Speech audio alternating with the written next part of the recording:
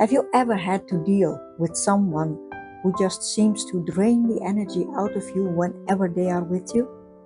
Maybe it's a colleague who complains non-stop, a friend who always sees the negative side of things, or a family member who never stops venting. It can be exhausting, right? But what if there were a way to subtly yet effectively change their behavior without even needing to confront them, without even needing to stand up to them? In today's video, we're sharing a story that perfectly illustrates how Jessica managed to turn a draining situation with Tessa into something positive, just by shifting her approach. It's a simple yet powerful technique that was inspired by the teachings of Dale Carnegie. And by the end of the story, you'll see how a small change in behavior can make a big difference. Stick around after the story because we'll be sharing practical advice on how you can use this same method to improve your own interactions. Whether it's a difficult colleague, a grumpy neighbor, or even a friend who tends to bring down the mood. So get comfortable and let's dive into this story about turning negativity into something a bit brighter.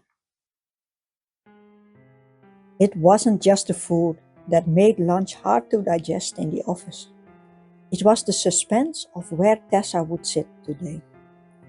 Every time she walked in, people tensed, hoping their tray wouldn't land on their table.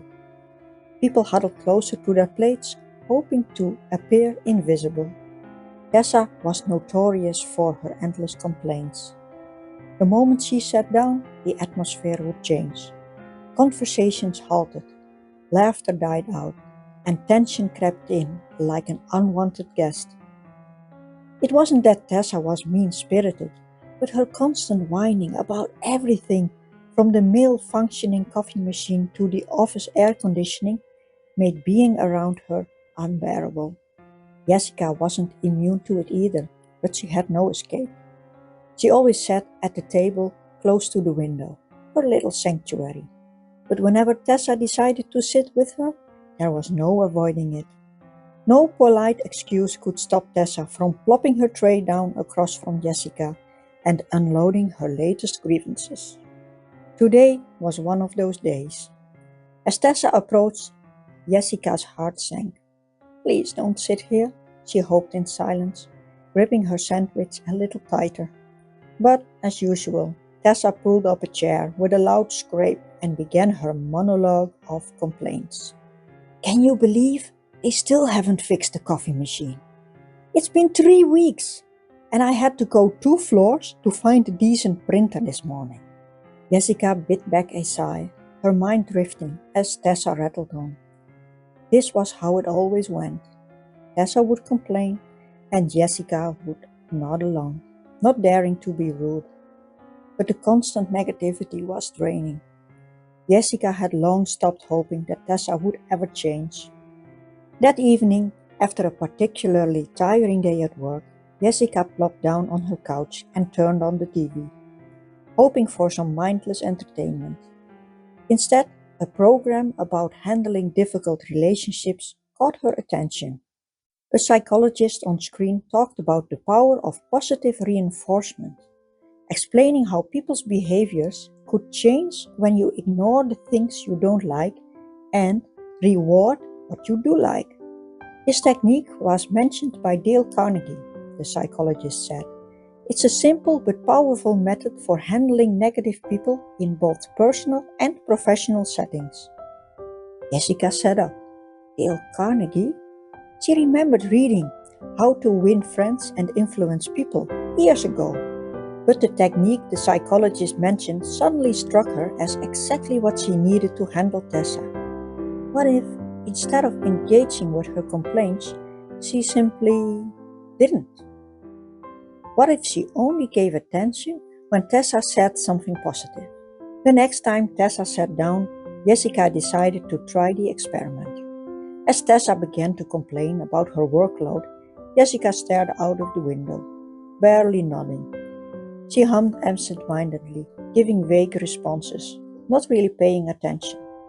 Tessa, noticing Jessica's lack of reaction, frowned slightly but kept going. Then something unexpected happened. After a lull in the conversation, Tessa said, "You know, the weather is nice today. It almost feels like spring." Jessica perked up instantly. "It really is. The air feels fresher, don't you think? I love when it is like this." Tessa seemed surprised by Jessica's sudden interest, but she smiled, almost shyly, and for a moment they had a normal conversation. But as soon as Tessa returned to her complaints, Jessica went back to being distracted, her attention waning.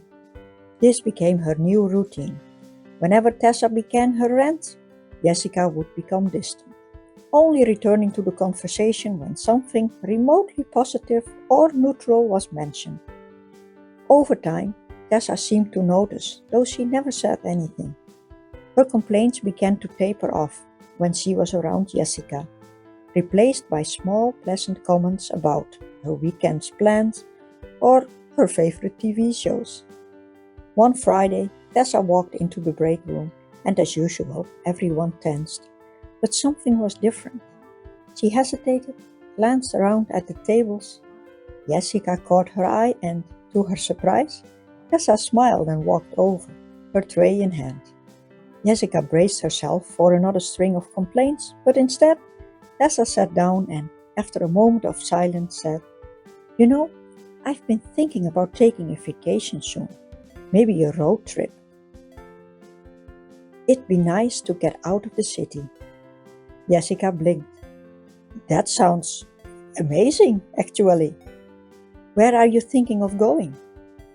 As they talked about scenic routes and quiet cabins, Jessica realized something had shifted. Tessa still had her moments of negativity, she probably always would, but there was a change in her, subtle yet real. It wasn't that Tessa had transformed into a completely different person, but in those moments she seemed lighter, less weighed down by her complaints. At the end of their conversation, Tessa looked at Jessica thoughtfully. "You know, you're different from others. I don't know what it is, but I feel like I can talk to you about normal stuff, not just the annoying things." Jessica smiled softly. "Maybe we're both figuring out how to have better conversations." Tessa nodded, then grinned. And for the first time, Jessica didn't dread the next time Tessa would sit down at her table.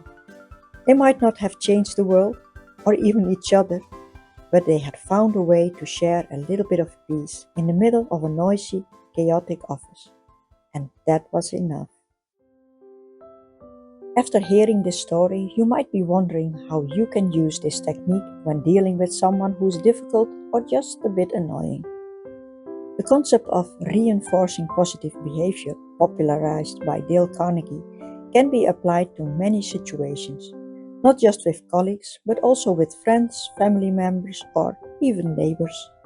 Imagine you have a friend who always complains when you meet up, or a family member who often brings up negative topics during gatherings. It can be draining, and engaging with the negativity often makes things worse. Instead, try focusing on the moments they share something positive, interesting, or even neutral. When they do, give them your full attention. Smile and encourage more of that behavior. Over time, they'll start to pick up on the cues and shift their focus, just like Tessa did with Jessica. Here are 3 tips on how to implement this effectively. 1. Stay patient and consistent. Changing someone's behavior doesn't happen overnight. Keep at it, and don't get discouraged if they don't change right away. Consistency is key. The more you reinforce the positive, the more they'll begin to respond. 2. Don't reward the negative. This doesn't mean you have to be rude or ignore them completely. Instead, gently steer the conversation away or give non-committal responses when they start to complain. Save your full attention for the positive comments. 3. Celebrate small wins. Even if the person doesn't change entirely, acknowledge the small shifts in their behavior. If they show a little bit more positivity, respond with a warm smile or encouraging words. This will help reinforce the new behavior. If you've ever used a strategy like this or plan to try it out, we'd love to hear from you. Drop a comment below and share your thoughts or experiences. And if you enjoyed this story, please give the video a thumbs up. It helps the channel grow and lets us know what kind of content you like. If you're new here, consider subscribing for more stories like this one, along with helpful tips and how to handle everyday challenges. Thanks for watching and hope to see you next week, where we are going to hear the story of Jacob, who discovers that true freedom is not found in worldly success, but in a feeling within, and how you can apply this in your own life.